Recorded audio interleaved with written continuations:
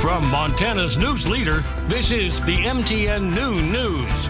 Good afternoon and welcome to your MTN Noon News this Tuesday. I'm Cody Boyer. Let's get right to our top story. Last night marked a big night at Montana's state capitol. Governor Greg Gianforte delivered his State of the State address. Now that speech hit on a number of major topics, including Medicaid and the property tax credit.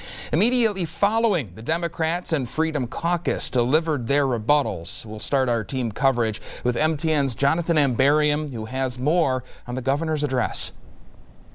This is the start of Governor Greg Gianforte's second four-year term and the start of the third legislative session he's been in office for. And his State of the State address Monday promised to continue the direction his administration has been going. The governor of the great state of Montana, the Honorable Greg Gianforte.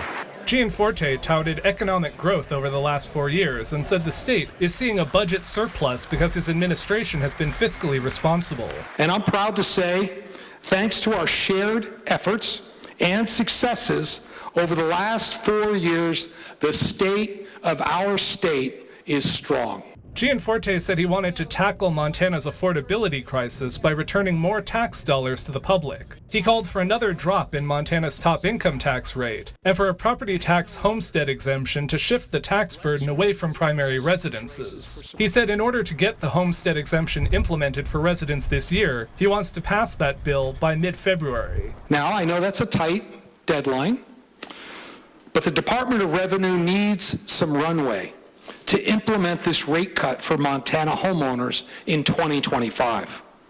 Montanans are counting on us to get this done, and we should.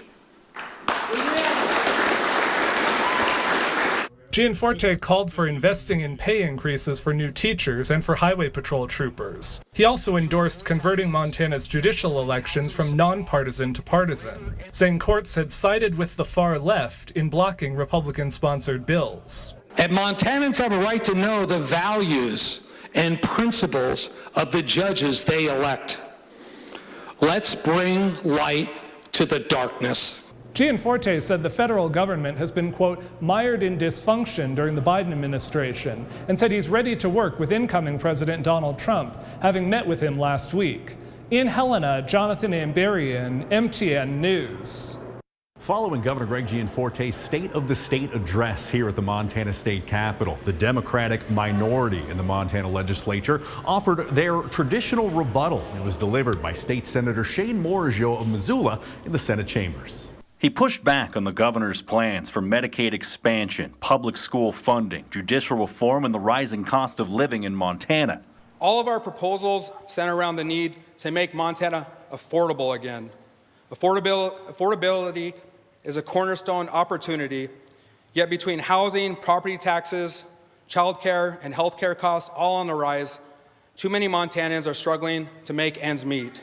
Myself and my fellow Democrats are ready to turn the tide. The Democrats weren't the only group to offer an alternative to the governor's address, with another vision coming from his own party. Republican members of the staunchly conservative Freedom Caucus, led by Chairman Jerry Schillinger, held a press conference highlighting their legislative priorities and similarities and differences with the governor's agenda.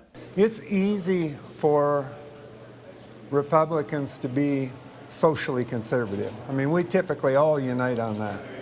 But what's difficult is when it comes to being fiscally conservative. We think that our direction isn't shrinking government. We're continuing to grow government at too fast of a pace. So that's one of the things that we have to work on this session.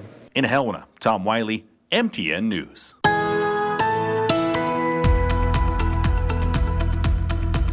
And speaking of Helena and our state capitol, a live view of Helena and our state capitol. Beautiful Tuesday for us. A lot of sunshine, not a lot of wind yet. The temperatures, although below freezing, are starting to melt some of that snow outside with all the sunshine that we have. Same thing for Butte. It's a chilly day in the teens, but we're trying to get a little bit of melting before it starts getting really cold. Bozeman also looking beautiful. Some more sunshine, not a lot of wind just yet. And Billings, a lot of sunshine too, but changes are coming. Our 7-day forecast coming up. A Yellowstone County jury delivered a verdict after more than 5 hours of deliberation in the case of a road rage incident turned deadly. Now, the jury found 31-year-old Jacob Troxel guilty of deliberate homicide. The case dates back to 2022 when a road rage incident turned violent with Troxel accused of shooting and killing 29-year-old Michael Duran. Troxel claimed self-defense, but the jury disagreed. Troxel now faces a possible life sentence. Our David J. heard from Duran's emotional family members after the verdict was handed down. The incident happened right about here on 4th Avenue North in the summer of 2022. The defendant shot the victim right around here, a couple of cars out here as well as emergency crews.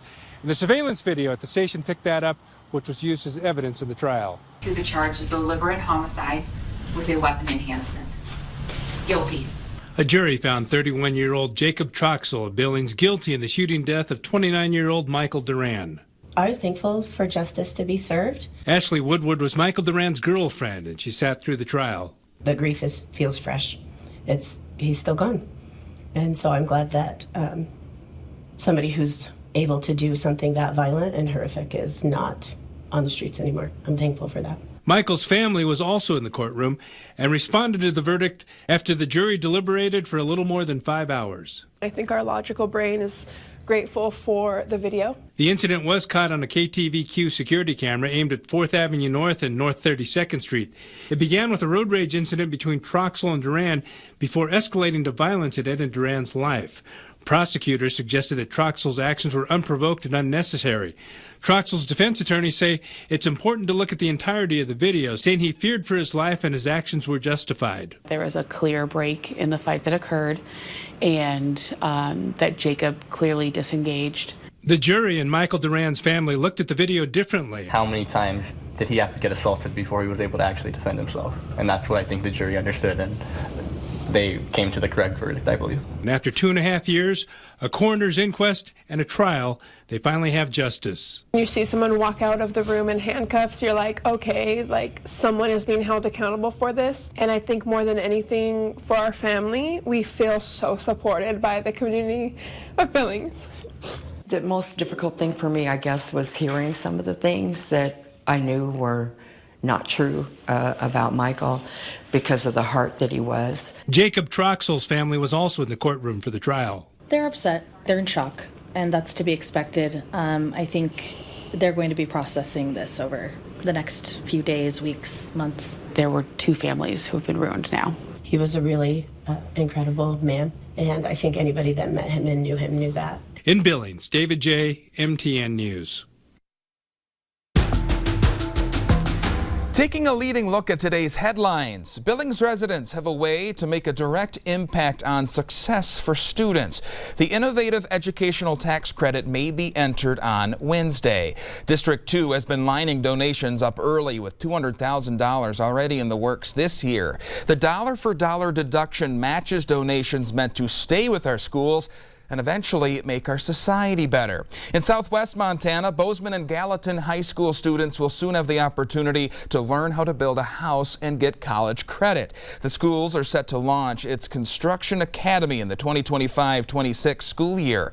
The program aims to eventually expand into students building single-family homes to support employee challenges. And Lewistown residents were busy digging out from a snowy weekend yesterday. The city received nearly 2 feet of snow, prompting authorities to issue an emergency travel alert. Some areas of central Montana received even more snow from last weekend's storm. Showdown ski area in the Little Belt Mountains, south of Great Falls, has received 56 inches of snow in the last week. After more than a year of negotiations, Flathead County Commissioners approved a new contract with the county's sheriff's deputies. MTN's Derek Joseph was at the meeting yesterday and reports on what the new agreement means for those who protect and serve in the Flathead. Flathead County Commissioners voted unanimously Monday in favor of signing a new collective bargaining agreement with the county sheriff's deputies. All in favor? Aye. Aye. All same sign. Motion carries.